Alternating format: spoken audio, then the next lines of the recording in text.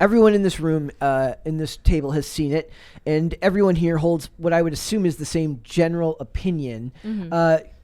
What did you think of it, Chris? Well, I was trying to pull up my exact thought on this.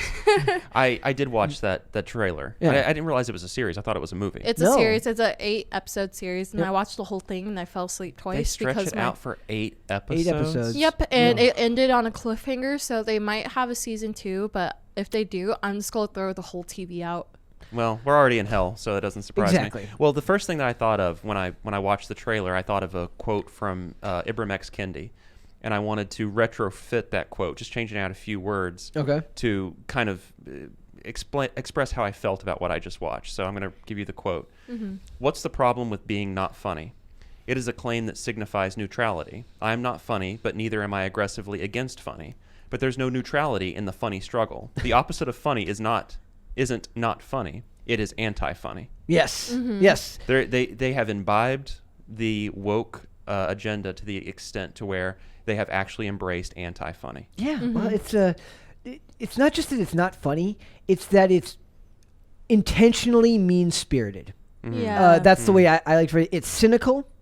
It's purposely, almost to the point of like, there's no joy in this anywhere. And the reason I want to talk about it is because I found this other article, and this is why It's a Wonderful Life is still the greatest Christmas movie ever, 75 years on.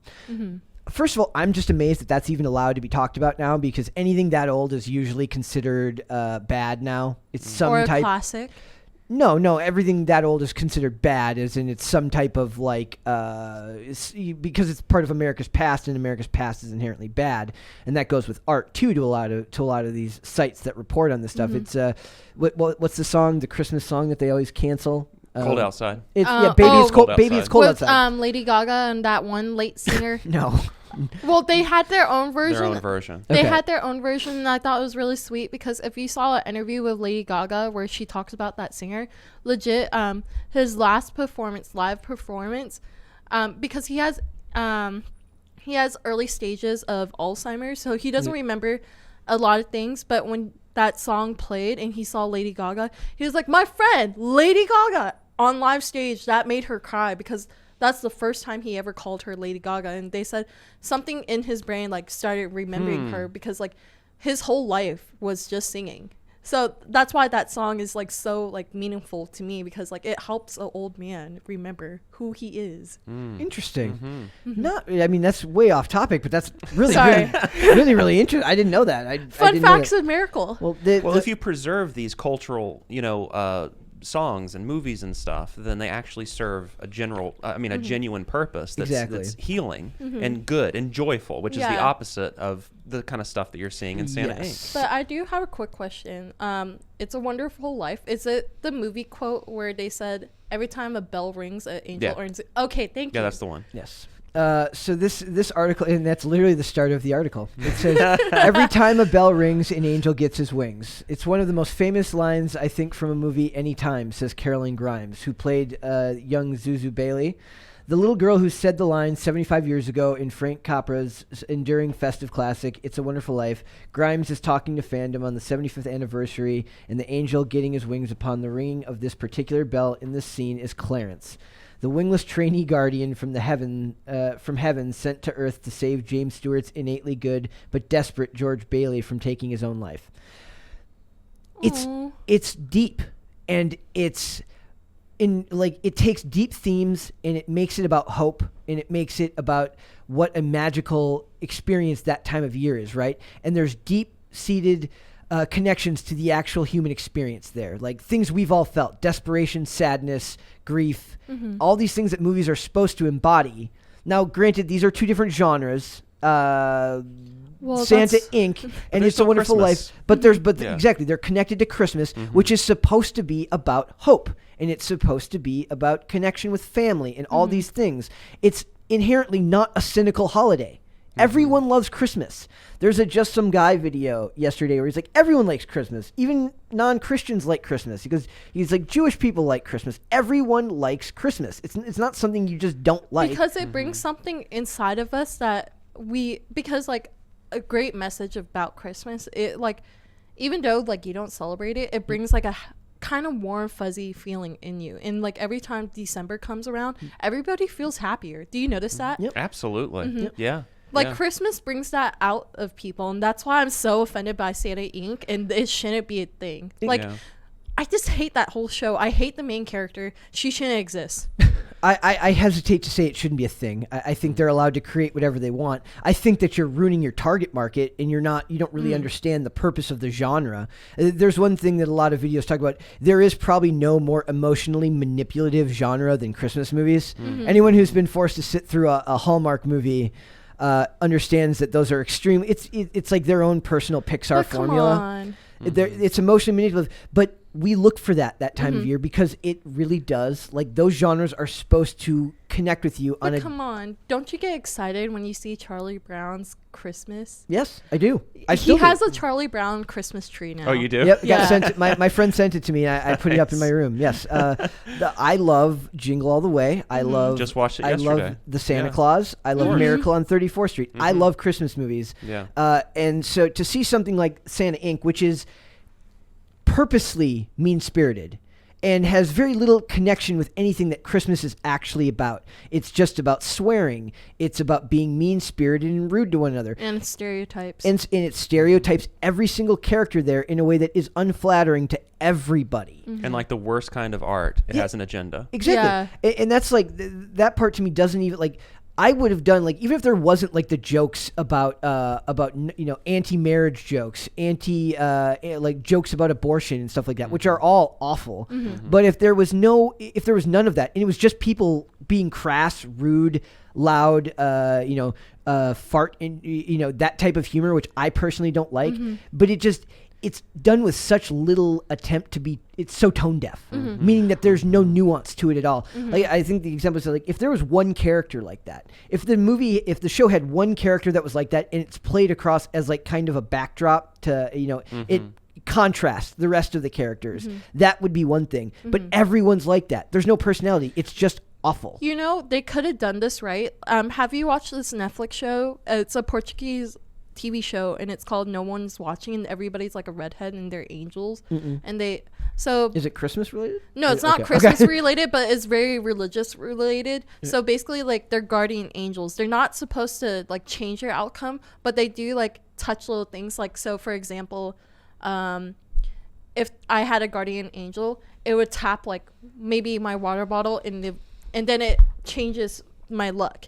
That's their whole job. And they could have done that. Like, their whole job is like doing little things, and they do talk about political things where like their whole job is a joke because nobody's watching them. They're only doing stuff because they're told to do it. Okay. So Santa Inc. could have done the same thing where they could have said like, Christmas is actually like a ruse because like Santa doesn't care about you. Yeah. He just wants like a better face for himself. Like, he doesn't care about like political things like how we are now. They could have done it right, but I just don't like Sarah Silverman because legit in one of her videos she said, if you're a comedian today, you shouldn't make racist jokes or like make anti-feminist jokes. But she started her career like that, so I feel like she's a hypocrite, and that's why I hate her as a comedian.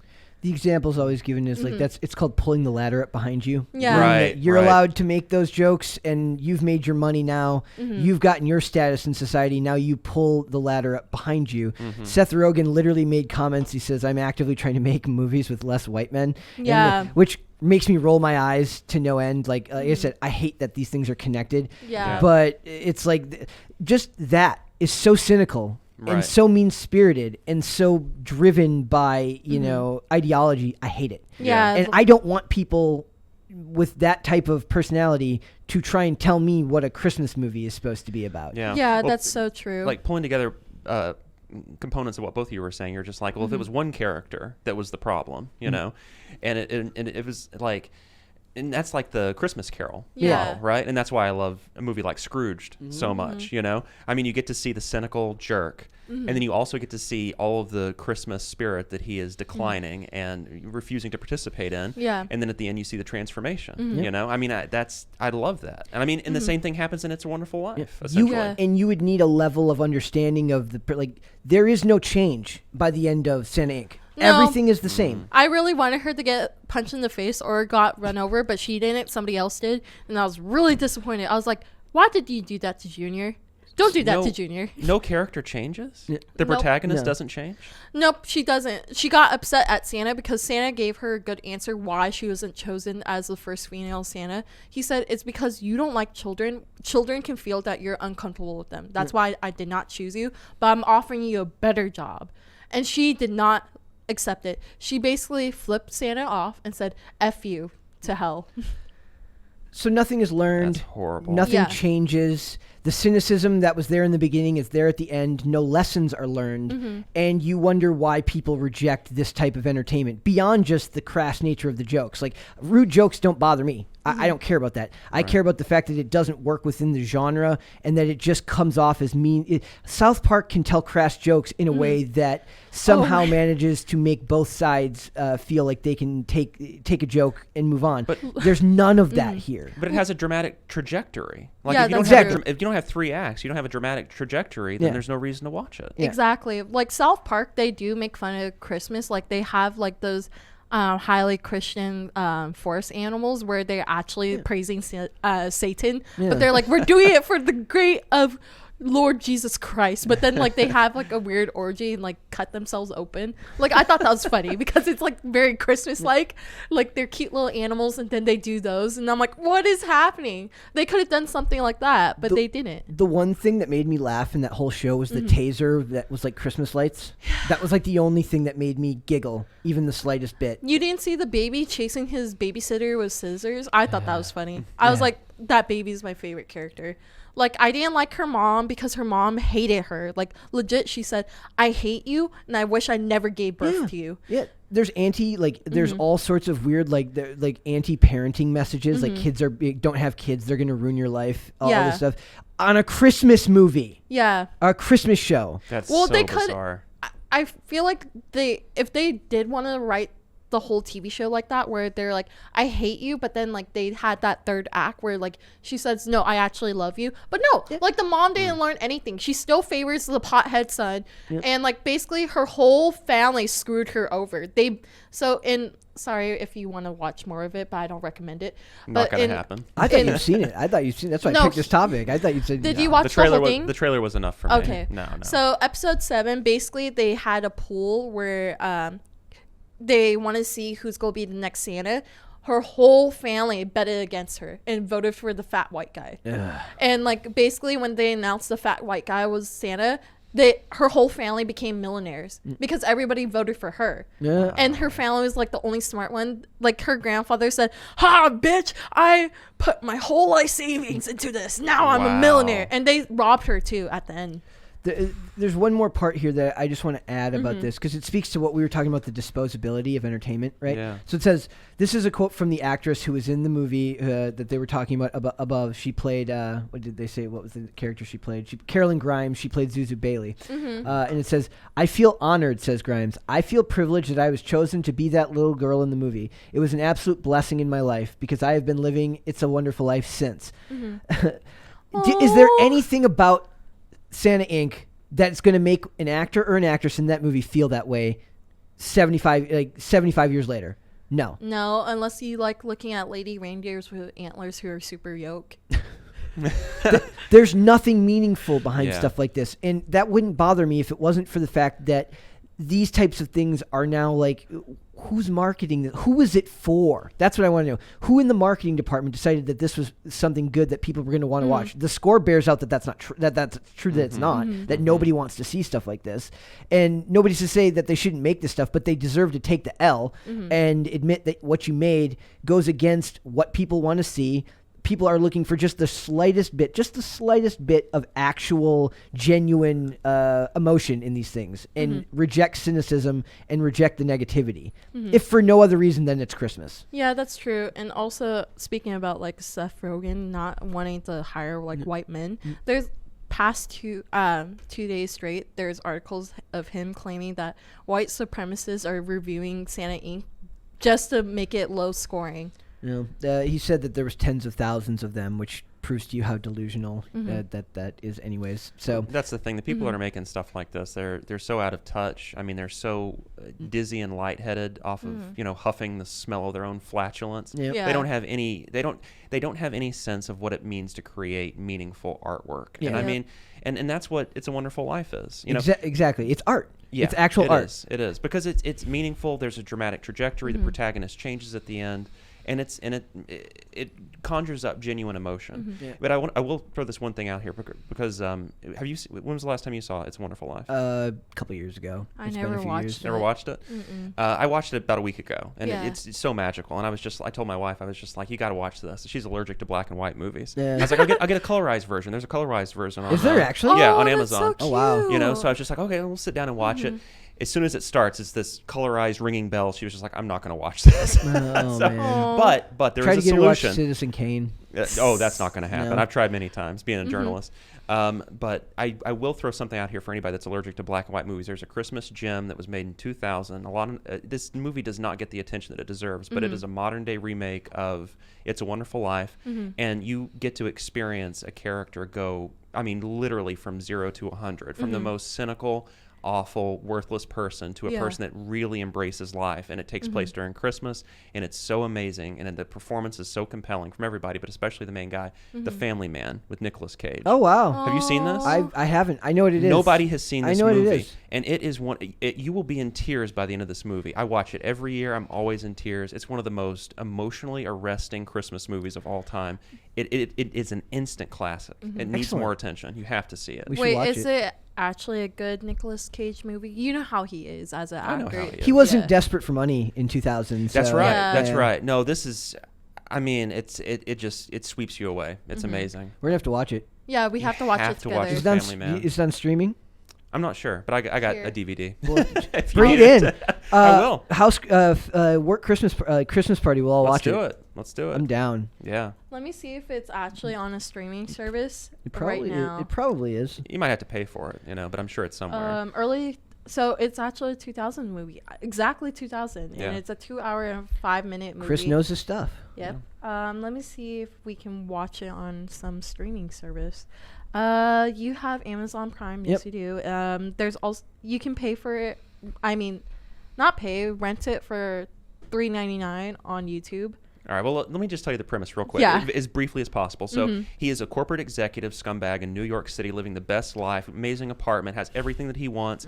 But all of a sudden, he gets a call from his old sweetheart, like on Christmas Eve when he's working to death. Yeah. And he's just like, I think he slept with some woman that doesn't even care anything about, just living the most like decadent, worthless, meaningless life. But he's got all the money that he could ask for, the best life that he could ask for in terms of, lifestyle or whatever. And then that call from his ex-girlfriend that he missed got into his head, and then he goes to sleep and he wakes up and he's in this like awful house in Jersey, and he's married to his ex, and he's got 3 kids, and he's like, I love this kind is of not my movies. life. This is not my life. These are not my kids. This is not my wife. And you slowly, this guy that is just like literally just like, I hate everything about my life, and he thinks he's in a nightmare, starts to understand that he's in a dream. He's in the dream that he never realized that he could have had. It's just so great. There you go. Dude, I love those amazing. kind of movies because it kind of like, basically like, I feel like humans actually have like that experience too, where like basically you dream about how your life would be if you chose another way. Basically, it's like pick your own adventures. The road not traveled. Yes. Yeah. Oh man, but it's so well done. We got to watch it. Life is a simulation theory. Simulation theory. Yeah, but also you can watch it on AMC for free. Okay. Right on. That's amazing. Great news.